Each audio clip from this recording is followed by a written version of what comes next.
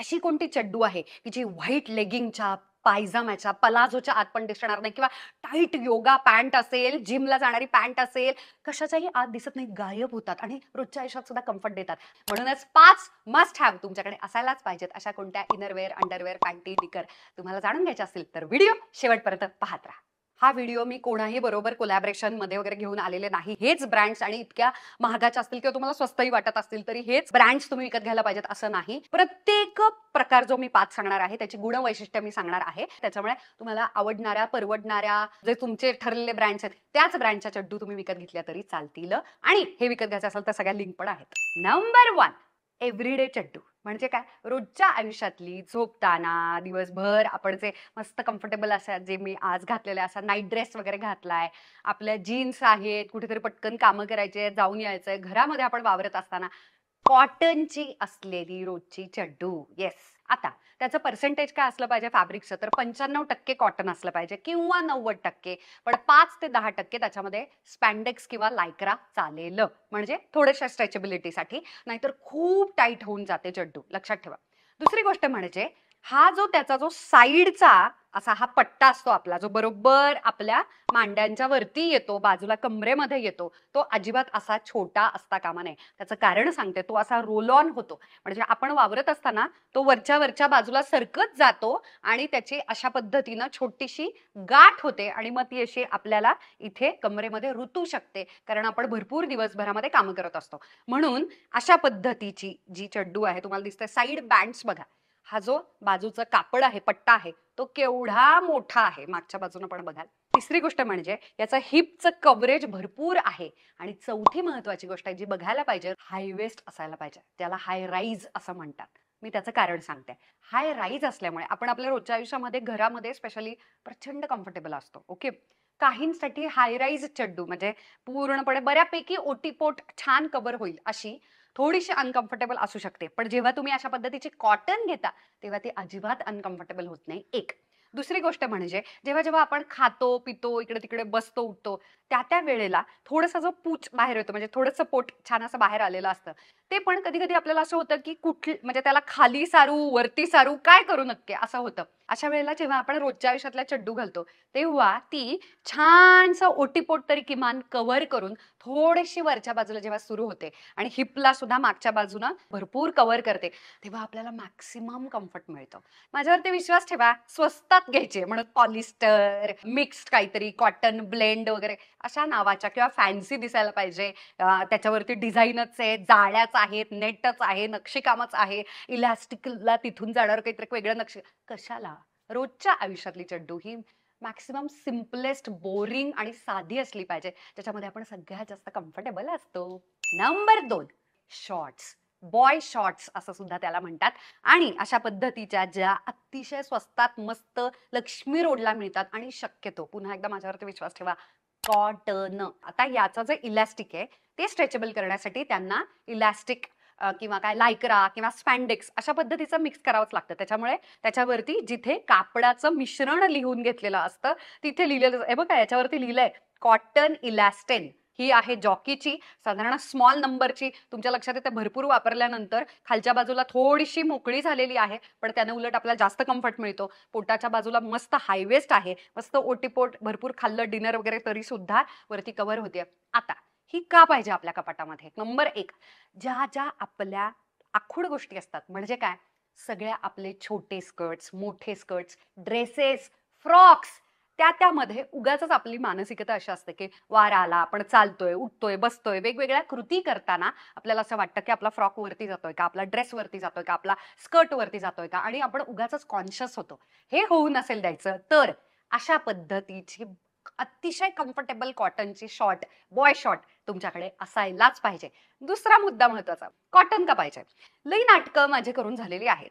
Lycra, stretchable, साध्या cotton dresses आणि साध्या समर ड्रेसेस आणि साध्या स्कर्ट्सच्या आत सुद्धा मी घालताना, कारण माझं पोट फ्लॅट दिसायला पाहिजे म्हणून अशा पद्धतीचा मी सतत टमी टक्करच घालेन, जो असा प्युअर लायक्राचा स्ट्रेचेबल बनला असेल. ब्युटी इज पेन, थोडासा मला अनकम्फर्टेबल फील होईल, पण तरी सुद्धा मी घालेन. पडून राहतं, माझे पैसे वाया गेले. आणि अजून एक मुद्दा, अजून एक कारण आहे माझ्याकडे, अशा आपल्या स्किनच्या कलरची घ्यायची. चुकून माकून कधी असं झालं की आपण गाडीवरती चढतोय, टू व्हीलर आहे, कारमध्ये चढतोय, कुठे काही वाकलो, काही झालं तरी सुद्धा असं वाटतं आपली त्वचाच आहे. म्हणून एक्झॅक्ट मॅचिंगचे आता असे सुंदर सगळे जे जे न्यूड कलर ज्याला म्हणतात किंवा स्किन कलर म्हणतात, तुम्हाला डायरेक्ट असा लाईट कलरचा बेजच घेण्याची गरज नाही. याला आपण बेज कलर म्हणूयात. इतक्या लाईट रंगाचे तुम्ही असाल तर बरोबर तुम्हाला बेज जाईल. पण आपल्या न्यूड प्रमाणे, आपल्या एक्झॅक्ट रंगाप्रमाणे अशा पद्धतीची बॉय शॉर्ट विकत घ्यायची.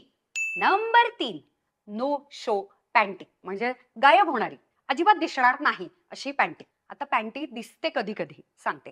बॉटम ज्याची चिकटून आहे पायाला, लेगिंग सारखी टाईट आहे, टाईट्स आहेत, लेगिंग्स आहेत, जेगिंग्स आहेत, आणि त्यांचा रंग मात्र डायरेक्ट व्हाईट आहे किंवा पेस्टल कलर्स आहे, म्हणजे pastel powder blue, powder pink कलरचे जे असतात पेस्टल कलर्स, ज्याच्यामध्ये कुठलीही चड्डू घातली तरी दिसते.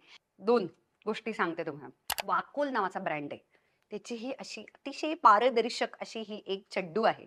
त्याचा सरळ बॅकवर्ड काही कळत नाही. हे बघा, हे दिसते, म्हणजे हे घातलंय नाही घातलंय अशा पद्धतीचं हे प्रकरण आहे. आता हे अतिशय थिन फॅब्रिकनं बनलेलं आहे, इतकं पातळ फॅब्रिक आहे की जणू फाटेल असं वाटतं. दुसरी गोष्ट, आपली चड्डू अशा पद्धतीचे टाईट, स्पेशली हे असे जे योगा पॅन्ट्स, व्यायामाचे जिम शॉर्ट्स, जिम पॅन्ट्स असतात, ज्या ह्या अशा स्ट्रेचेबल असतात आणि इतक्या पातळ असतात की त्याच्यामध्ये छोट्या छोट्या गोष्टींचे सुद्धा सगळे शेप्स दिसतात.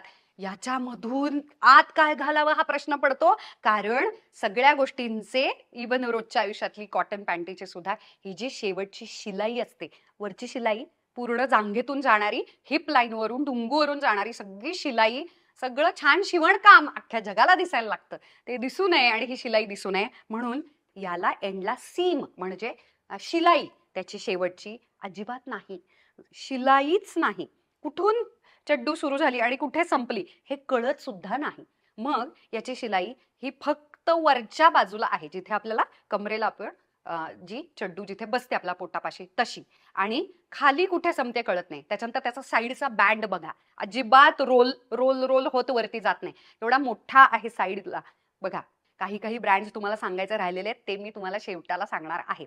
तर त्या ब्रँडची मला ही मिळाली, ही बऱ्यापैकी इनव्हिजिबल आहे.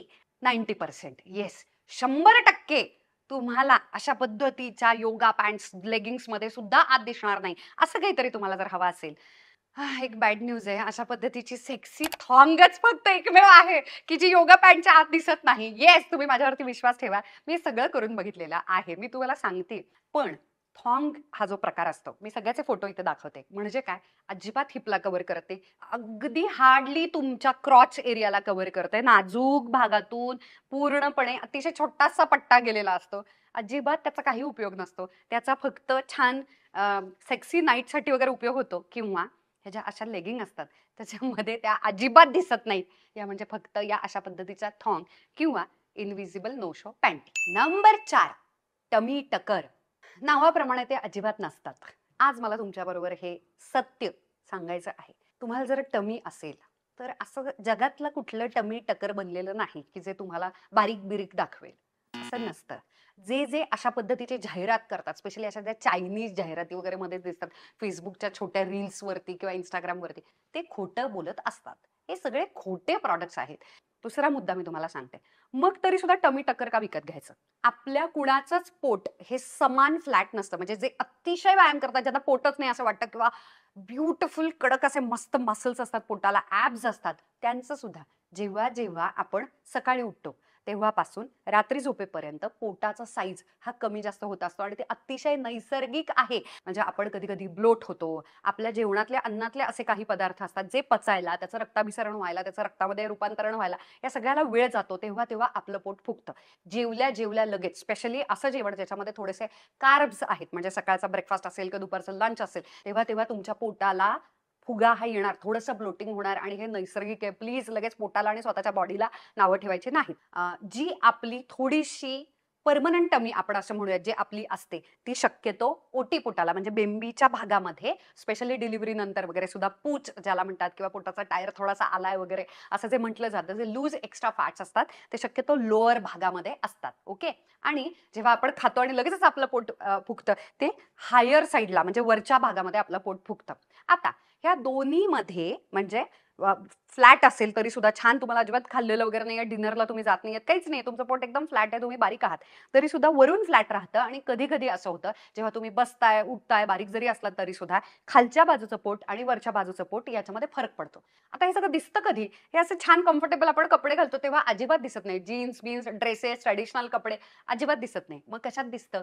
जेव्हा तुम्ही थिन फॅब्रिकचे बॉडीकॉन ड्रेसेस वगैरे घालता तेव्हा, जेव्हा फॅब्रिक सुद्धा बारीकसं असतं, एकदम चिकटून असतं, स्पेशली जे आपले जर्सी फॅब्रिकचे वगैरे ड्रेसेस असतात, मी सगळ्याचे फोटो दाखवते.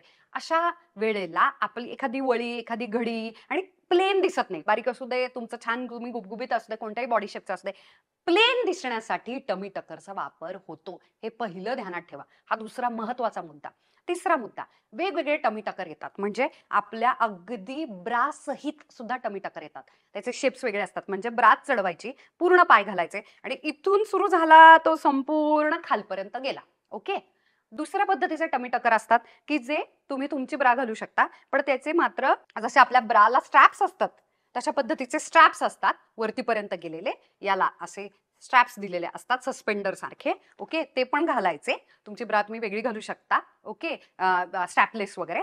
आणि ते संपताना मात्र आपली जशी ही अशी क्रॉस चड्डू असते व्ही शेप, म्हणजे पायाला संपूर्ण कव्हर न करता इथून असा जाणारा एंड व्ही मध्ये जांगेमध्ये ते संपून जातं, अशा पद्धतीचे पण असतात. आता काय घ्यायचं ते म्हणजे अशा पद्धतीचे स्मूथ फॅब्रिकवाले, ह्याला चमक आहे दिसते तुम्हाला? ओके.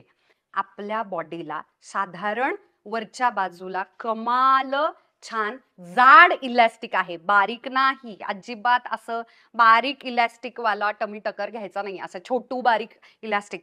का घ्यायचा? कारण आपण बसलो की इथे जी आपल्या ब्रामुळे पडणारी वळी असते फर्स्ट, त्यानं तो उलटा व्हायला सुरू होते आणि रोल व्हायला सुरू होतं पुन्हा खालच्या बाजूला. तो होत नाही जेव्हा आपण वरचा बँड जाड घेतो. ओके. दुसरी गोष्ट, अशा पद्धतीचा ज्याला इथे शिलाई दिसते, याच्या शिलाईमुळे तो आपल्याला सगळ्या बाजूनं जणू आपल्याला असा घट्ट ग्लव्स घालतो की नाही, त्यांना आपल्याला पकडून ठेवलेलं आहे असं वाटतं. म्हणूनच ते अजिबात कम्फर्टेबल नसतात. म्हणून काही तासांसाठीच घालायचं असतं. स्पेशल ओकेजन्सना, टाईट ड्रेसेस, बाहेर चाललाय, स्पेशल डेट आहे, अशा वेळेला सेलिब्रिटीजनं स्वतःला शॅलो ब्रिदिंग करून वगैरे ट्रेनिंग दिलेलं असतं. रेड कार्पेट इव्हेंटच्या वेळेला ते छोटा छोटा श्वास घ्यायचा, इतकं घट्ट त्यांनी आतून सगळं घातलेलं असतं, कॉर्सेट्स टमी टक्कर्स वगैरे. त्याच्यामुळे ते समान दिसतं पोट असं छान, आणि ते छोटा श्वास घेत असतात. असलं काही किडे करायला जायचे नाहीत. ओके. तर ही जी शिलाई आहे तुम्हाला दिसत असेल मागच्या बाजूला सुद्धा डुंगूची शिलाई आहे, प्रॉपर असा तो कर्व आहे, त्यामुळे ते असं बरोबर खाली जाऊन सुद्धा हिपला जणू आपल्याला डुंगूला पकडलंय कोणीतरी अशा पद्धतीने ते छान ग्लव्स सारखे चिकटतात. खाली जाऊन सुद्धा तुम्हाला इथे दिसत असेल अजिबात इथे शिलाई नाहीये, त्यामुळे ते कधी सुरू झाले आणि कधी संपले स्मूथली कळत सुद्धा नाही, इतका असा तो स्मूथ फिनिशिंग इफेक्ट याला येतो. कोणत्या ब्रँडचा आहे व्हिडिओच्या शेवटी सांगणार. अशा पद्धतीचे तुम्हाला हे खूप अनकम्फर्टेबल होत असेल, हे स्पॅन्डेक्स किंवा लायक्राचेच येतात, त्याच्यामध्ये हार्डली कॉटन असतं, कारण हे बेकार स्ट्रेचेबल असतात आणि म्हणूनच ते आपल्याला टाईट बसतात. आता याच्यामध्ये विचित्र पद्धतीने श्वास नाही घेता येते अशी साईज निवडायची नाही. ट्रू टू अवर साईज म्हणजे काय, जी आपली खरी साईज आहे, स्मॉल असेल small, medium, large, heap size प्रमाणे निवडायचं, कारण हायवेस्ट असतात हे टमी टकर. याला तुम्ही थोडंसं रोल ऑन करून खालच्या बाजूनं, खूप शॉर्ट ड्रेस असेल तर असं रोल ऑन सुद्धा करता येतं. हे अजिबात रुतलं वगैरे जात नाही, कारण फॅब्रिक खूप भारीतलं आहे. तुम्हाला खूप लायक्रानं घाम येत असेल, उन्हाळ्याच्या दिवसामध्ये कुठला इव्हेंट असेल जिथे एसी नाही काही नाही वगैरे, तर अशा पद्धतीचं कॉटन मिक्स्ड लायक्रा अशा पण येतात. तुम्हाला दिसत असेल हे चमकतंय पूर्ण लायक्रा आणि हे मॅट फिनिश आहे, हे सुद्धा याला दिसते तुम्हाला, याला प्रॉपर डुंगूचा शेप आहे, हिपला शेप आहे. अशा पद्धतीच्या टमी टकरमध्ये इन्व्हेस्टमेंट करायची एक तरी मला हे खूप उपयोगी येईल. मला खूप वेळा असा प्रश्न विचारला जातो की आम्हाला थोडंसं पोट आहे, टमी आहे, म्हणजे बाळ नसलं तरी सुद्धा अशा वेळेला कोणत्या पद्धतीच्या पॅन्ट्स, बॉटम्स, जीन्स घालायचा, याचा मी वेगळा व्हिडिओ केलाय, तो माझ्या डोक्यावरती आणि डिस्क्रिप्शन बॉक्समध्ये त्याची प्रॉपर लिंक असणार. हा व्हिडिओ पाहिल्यानंतर तो व्हिडिओ पाहायला अजिबात विसरू नका. नंबर 5, तुमचं लग्न नाही झालेलं आणि तुम्ही लहान वयाचे असाल तर हे तुमच्यासाठी नाहीये. स्पेशल ओकेजनसाठीच्या थॉंग्स, अशा चट्टरी पट्टरी कलरफुल आणि हे, याचं कारण सांगते. आपल्या ज्या रोजच्या आयुष्यातले जे आपले चड्डू असतात ना, ह्या भयानक बोरिंग असतात. याचे रंग बघा, म्हणजे ह्याच्यात काय आहे, हे काय आहे? काळ्या रंगाची एक असणं, एखादी अशी शॉर्ट्स वगैरे, ह्याच्यात काय सेक्सी आहे? काहीच नाही, बरोबर. कधी कधी आहे ना, फक्त दुसऱ्यासाठी, आपल्या पार्टनरसाठीच असं नाही, तेव्हा त्या स्पेशल ओकेजन्सला उपयोगी येतात. Sexy, you feel sexy, you feel nice. आणि specially if you are married आणि if you have a kid, you need to have something like this in your wardrobe. कधी कधी आहे ना, आपल्याला बरं वाटावं, बिकॉज यू नो दिस की तुम्ही काय घातलंय. जसे आपल्याला आपल्या आवडीचे, आपल्या रंगाचे कपडे इस्त्री करून स्वच्छ ड्रायक्लीन केलेले, आपला लगेच कॉन्फिडन्स वाढतो आणि आज मी किती छान दिसते. काय छोटंसं काहीतरी आपण केलेलं असलं, आपल्या आवडीचे हेअरस्टाईल असेल, आपली स्किन खूप छान आहे, मेकअप जरी आवडत तुम्हाला नसला तरी सुद्धा, की आपल्याला आपसुकच आतून छान वाटायला लागतं. तसंच आपले जे इनर वेअर्स असतात ना, आपण त्याला इतकी घाण वागणूक देतो, मला असं वाटतं. तर असं सतत दुसऱ्याला इम्प्रेस करायला पार्टनरसाठीच म्हणून सेक्सी कपडे नाही घालायचे. अशा पद्धतीचे कधी-कधी सेक्सी कपडे आपल्यासाठी पण घालू शकतो. आपण कपाटासमोर उभे राहू शकतो आणि आरशासमोर आपण स्वतःला सांगू शकतो, की किती छान दिसावं एखाद्यानं. ह्याच्यामध्ये इतके छान-छान येतात ना, beautiful colours, पिंक्स, animal print, beautiful hot पिंक्स आणि स्वतःसाठी घालून बघा. आणि मी तुम्हाला सांगतेय, स्वतःला आपण पूर्णपणे बघत सुद्धा नाही. याच्यामध्ये तर आता वेगळे हेल्थ रिझन्स पण आहेत, की तुम्ही तुमच्या निगेटिव्ह नको बोलायला, पण ब्रेस्ट कॅन्सरसाठी डॉक्टर सांगतात, की शांतपणे रूम बंद करून कपाटाच्या समोर आपले ब्रेस्ट सुद्धा चेक करायचे असतात, की सगळं नीट आहे ना, हेल्दी आहे ना. हे झालं एका बाजूला. पण पॉझिटिव्ह बॉडी अफर्मेशनसाठी मी असं म्हणेन, आपण आपल्यासाठी सेक्सी कपडे घालायचे, इनरवेअर सुद्धा. कपाटासमोर उभं राहायचं आणि स्वतःला सांगायचं, अख्खी दुनिया काही का म्हणत असू दे. तुमचं वय झालंय, तुम्ही काळी-सावळे काहीतरी घाणेरडं जे लोक सतत आपल्याला बाहेरून कुठून तरी ते येत असतं किंवा आपण आपल्यालाच जे हे केलेलं असतं ते न होता, आपण आपल्यासाठी पॉझिटिव्ह अफर्मेशनसाठी स्वतःला छान वाटावं, स्वतःला सेक्सी वाटावं, स्वतःला पण सुंदर वाटावं, याच्यासाठीची एखादी तरी लेसी, सुंदर, ब्युटिफुल थॉंग माझ्या मते आपल्याकडे असायलाच हवी आणि ती वाया जात नाही. त्याचं कारण ज्या योगा पॅन्ट्स, लेगिंग्स असतात, जिमचे वगैरे जे कपडे असतात, त्याच्यामध्ये हे 100% बाहेर सुद्धा उपयोगी येतं. तुम्ही माझा व्हिडिओ शेवटापर्यंत पाहता ना, त्याच्यामुळे अजून 3 अतिशय महत्त्वाच्या इम्पोर्टंट टिपा मी तुमच्याबरोबर शेअर करणार आहे, ज्याच्यामुळे तुमचे पैसे आणि वेळ दोन्ही वाचणार आहे. एक महत्त्वाचं, माझ्यासारखी चूक करायची नाही. व्हाईट पॅन्टी कधीच घ्यायची नाही. पांढऱ्या रंगाची चड्डू आयुष्यात तुम्ही तिला लपवूच शकत नाही. म्हणजे ती कशातूनही दिसते. पांढऱ्या रंगाची चड्डू पांढऱ्या लेगिंगच्या आतूनही दिसते. कारण ना ते आपल्या स्किनमध्ये मर्ज होतं, ना तो लपला जातो, ना तुम्ही कुठल्या डार्क कलरच्या आतही तुम्ही घालू शकत नाही. दुसरा मुद्दा सांगते. कधीच क्रॉच एरिया छोटा असलेली चड्डू विकत घ्यायचे नाही. एकतर मी तुम्हाला सांगितलंय पहिल्यांदाच, की कॉटन घ्यायची. आपला देवानं, परमेश्वरानं, निसर्गानं इतकं सुंदर स्त्रीचं शरीर बनवलेलं आहे ना, व्हजायनल डिस्चार्ज होत असतो, मॉइश्चर असतं. तिथे ओलावा, योग्य प्रमाणातला ओलावा, जास्त नाही, नाहीतर मग व्हजायनल इन्फेक्शन, युरिन इन्फेक्शनकडे ते जातं आणि तो गुड बॅक्टेरिया आपण ज्याला म्हणतो, म्हणजे चांगला बॅक्टेरिया, चांगले जंतू, चांगला ओलावा तिथे राहणं खूप गरजेचं आहे. जेव्हा तुम्ही छोटा क्रॉच साईजची चड्डू घेता, जो आपलं कापड असतं क्रॉच एरियामध्ये, नाजूक भागातून आपल्या व्हजायनाच्या तिथून जे कापड जातं, ते किमान त्याला कव्हर करणारं असलं पाहिजे. नाहीतर त्यानं काय होतं, घर्षण होतं, आगाग होते आणि वेगळे विचित्र नंतर मग लोक जे म्हटलं जातं, की काळेपणा जाणवतोय, ड्रायनेस जाणवतोय, इरिटेशन होतंय, बॅक्टेरियल इन्फेक्शन झालंय. या सगळ्याचं कारण चांगल्या फॅब्रिकच्या चड्डूमध्ये इन्व्हेस्टमेंट न करणं. दुसरं क्रॉच एरियामधला फॅब्रिक छोटं पातळ असणं. आणि काय लक्षात घ्या तुम्ही, तुम्ही दरवेळी मेन्स्ट्रुअल कप वापरत असालच असं नाही. तुम्ही दरवेळी प्रॉपर पिरियडची पॅन्टी म्हणून त्याच्या यूज अँड थ्रोची आता पाळीच्या दिवसामध्ये नॅपकिनची चड्डू अशी पण येते. ते पण तुमच्याकडे नसेल. तुमच्याकडे जर पारंपरिक पद्धतीचे सॅनिटरी पॅड्स आणि नॅपकिन जर तुम्ही वापरत असाल, त्याचा सुद्धा चिकटपणा इथे कसा राहणार मला सांगा तुम्ही. जेव्हा तुम्हाला छोट्या पद्धतीचं हे असतं, याच्याहून छोटं बरं का, याच्यामध्ये परफेक्ट मावेल, याच्याहून छोट्या एरियामध्ये ते कापड, तो नॅपकिन चिकटणार कशाला? बरोबर ना? आणि मग ते हळू-हळू तो बँड आणि तो अशा पद्धतीनं ते होतं, घासलं जातं आणि मग इन्सर्ट पण बऱ्याचदा होतं खूप वेळेला आणि मग सगळा अनकम्फर्टेबल तुम्हाला जाणवायला लागतं आणि ऑफकोर्स तुम्हाला अनकम्फर्टेबल झालं की काय होतं, पहिल्यांदा वॉशरूममध्ये पळावंसं वाटतं. त्यामुळे अशा वेळेला हे अशा पद्धतीच्या चड्डूमध्ये इन्व्हेस्टमेंट करायची नाही. तिसरा महत्त्वाचा मुद्दा, आयुष्यात तुम्हाला कितीही सेल आणि असं कोणीतरी विकायला गेलं, कधीच इथे वेस्ट बँडला डिझाईन वगैरे नाही घ्यायची. रुतते, टोचते, चावते आणि सगळे इथे मार्क्स येतात. आणि तुम्हाला मी सांगते, जेव्हा तुम्हाला लो वेस्ट काहीतरी घालायचंय, सेक्सी साडी घालायची, तेव्हा लोकांनी घट्ट पेटिकोट आणि अशी चड्डू की ज्याच्या वेस्टला डिझाईन आहे, नक्षीकाम आहे, जाळ्या, लेसेस वगैरे नाही का. तिथे कशाला काम पाहिजे तुम्हाला, एम्ब्रॉयडऱ्या वगैरे. यानं काय होणार आहे, तुम्हाला त्रास होणार आहे, खाज सुटणार आहे, इरिटेशन होणार आहे. जिथे जिथे बेंड होतं त्वचेला संपूर्ण खाज सुटते आणि इव्हेंच्युअली तिथे काळं होतं. चौथा महत्वाचा मुद्दा, पुन्हा एकदा, कितीही स्वस्त मिळत असल्या चट्टेरी पट्टेरी रंगीबेरंगी चड्डू घ्यायच्या नाहीत. त्या लपवणं इतकं अवघड आहे. घट्ट फॅब्रिकचे डेनिम्स किंवा अतिशय डार्क कलरचं काहीतरी घातलेलं असेल, जाड कापड असेल, तेव्हाच अशा रंगीत चड्डू लपल्या जातात. आता असे कोणते ब्रँड्स आहेत की जे मला खूप आवडतात ते मी पटापट सांगते. ह्या ज्या एव्हरीडेच्या ज्या चड्डू आहेत, तर या बटचिक नावाचा एक ब्रँड आहे. त्याची लिंक खाली मी देते. कॉटनच्या आहेत, फक्त 5% त्याला लायक्रा स्पॅन्डेक्स मटेरियल आहे. त्यामुळे त्या घट्ट बसतात, लवकर लूज पडत नाहीत. त्याच्यामुळे त्याची थोडीशी किंमत जास्त आहे, पण खूप छान आहेत. एक्झॅक्ट शेप घ्या. अजिबात एक साईज छोटा वगैरे घेऊ नका, नाहीतर तो घट्ट होणार, कारण प्युअर कॉटन आहे. ओके, बटचिक. दुसरा H&Mच्या सुद्धा ऑलमोस्ट प्युअरेस्ट कॉटन आहे. 5% स्पॅन्डेक्स किंवा लायक्रा येतं. हे झालं एव्हरीडेच्या चड्डूसाठी. दुसरं म्हणजे अशा पद्धतीच्या लेसी थॉंगसाठी ला सेन्झा खूप चांगला ब्रँड होता, पण त्यानं आता भारतामध्ये डिलिव्हरी करणं बंद केलं. तर हंकी मोलर नावाचा एक ब्रँड आहे. तर त्या ब्रँडच्या अशा या थॉंग आणि लेसी स्पेशल तुमच्या टाईट्सच्या आत घालण्यासाठी, एक्सरसाइज पॅन्ट्स बॉटम्सच्या आत किंवा स्पेशल ओकेजनसाठी त्या सुंदर आहेत. तिसरा मुद्दा म्हणजे अशा पद्धतीचं जे टमी टकर आहे त्याच्यासाठीचा सुंदर ब्रँड म्हणजे वाकोन एक, आणि दुसरं म्हणजे मार्क्स अँड स्पेन्सर. सुंदर इनरवेअर बनवण्यासाठीचं क्रेडिट मार्क्स अँड स्पेन्सरला जातं. अजून एक ब्रँड स्वस्तात मस्त बॉय शॉर्टसाठी, ब्रीफसाठी जॉकी, आणि रस्त्यावरच्या कॉटनच्या सुंदर अशा या शॉर्ट्स.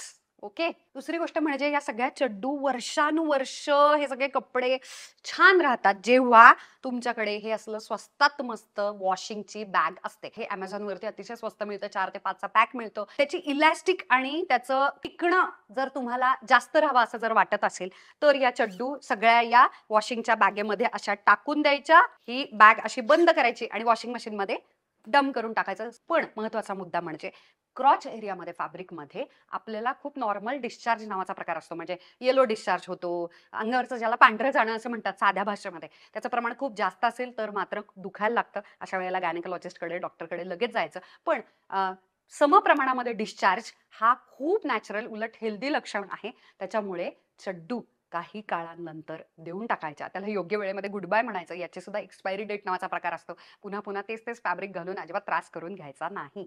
तुमच्याबरोबर एक महत्त्वाचा मुद्दा शेअर करायचा होता. याच्या आधी पण मी चड्डू आणि ब्राचा म्हणजेच इनरवेअरचा एक वेगळा व्हिडिओ केलेला आहे. त्याच्या खाली सुद्धा मला खूप जणांनी प्रश्न विचारला, की "तू चड्डू का म्हणतेस?" मी त्याचं कारण सांगते तुम्हाला. दुर्दैवाने ना, आपल्याकडे इंटरनेटवरती कुठेही रादर स्त्रियांचे इनरवेअर्स याच्याकडे इतकं घाणेरड्या पद्धतीनं बघितलं जातं. याचं मला इतकं वाईट वाटतं माहिती आहे. आणि ना, हे आपल्या रोजच्या आयुष्यामध्ये आपल्याला कम्फर्ट देणारे, सुख देणारी गोष्ट आहे. याच्याविषयीचा वैज्ञानिक दृष्टिकोन ठेवणं, की काय कम्फर्टेबल आहे, काय आपल्या बॉडी शेपप्रमाणे जाईल, काय कव्हर केल्यानंतर आपल्याला बाबा रिलॅक्स वाटेल. आणि मी पहिली मराठीतली कंटेंट क्रिएटर होते, जिनं इनरवेअर्सवरती म्हणजे चड्डू, पॅन्टीवरती व्हिडिओ केला. आणि ना, आपल्याकडे ना कोणत्याही बाळासंदर्भातली गोष्ट असते क्यूट, छान, आणि देवासंदर्भातली गोष्ट असते ज्याला घाबरून लोक वाईट बोलले जात नाहीत. वाईट बोलायचं लोक टाळतात. त्याच्यामुळे मला त्याला अति क्यूट करावं लागलं. खरं तर असं काही करण्याची गरज नाहीये. पण मी या गोष्टींकडे ना खूप प्रेमानं आणि मायेनं बघते. म्हणजे एक एक स्त्री दुसऱ्या स्त्रीला, एक मैत्रीण दुसऱ्या मैत्रिणीला खूप खाजगीमध्ये सगळ्यांच्या समोर पण नाही, खूप छान गप्पा मारत मारत सांगते ना, की "अगं तुला कळलं का माझी ब्रा ही खूप कम्फर्टेबल आहे गं. ती छान आधीचं इतकं मला रुतत होतं. खूप छान आहे अगं, तू हे नक्की विकत घे." असं जे छान चालतं ना, म्हणून हा मुलांच्यासाठी, पुरुषांच्यासाठीचा मला व्हिडिओच करायचा नव्हता. त्यांनी बघितलं तरी खूप छान, तुम्ही असे छान कम्फर्टेबल चड्डू, पॅन्टी छान-छान, ह्याच्यामध्ये काय गैर आहे मला कळत नाही. म्हणजे हे सेक्सी जरी दिसलं तरी सुद्धा ते देवाची इतकी छान नैसर्गिक निर्मिती आहे ही. आपण आपला कम्फर्ट, आपण आपलं सुख आणि आपल्या आयांना, आपल्या बहिणींना, मैत्रिणींना, मुलींना आपण जास्तीत जास्त कम्फर्टेबल करण्यासाठी मी व्हिडिओ करत असते, आणि त्याच्यामुळे मी चड्डू म्हणते. नाहीतर तुम्ही त्याला निकर म्हणू शकता, पॅन्टी म्हणू शकता, अंडरवेअर म्हणू शकता. त्याला नाव काही द्या. त्याचा दृष्टिकोन खूप छान असला पाहिजे. खूप एम्पॅथेटिक, मायाळू, प्रेमाचा आणि हेतू चांगला असला पाहिजे असं मला वाटतं. शेवटपर्यंत व्हिडिओ पाहिला त्याबद्दल खूप खूप थँक्यू. तुमची मैत्रीण तुम्हाला भेटायला, खरं-खरं बोलायला, सगळ्या छान-छान गोष्टी शेअर करायला दर शुक्रवारी भेटायला येतच असते, आणि इतकं तुम्ही प्रेम देता त्यासाठी खूप थँक्यू. I love you.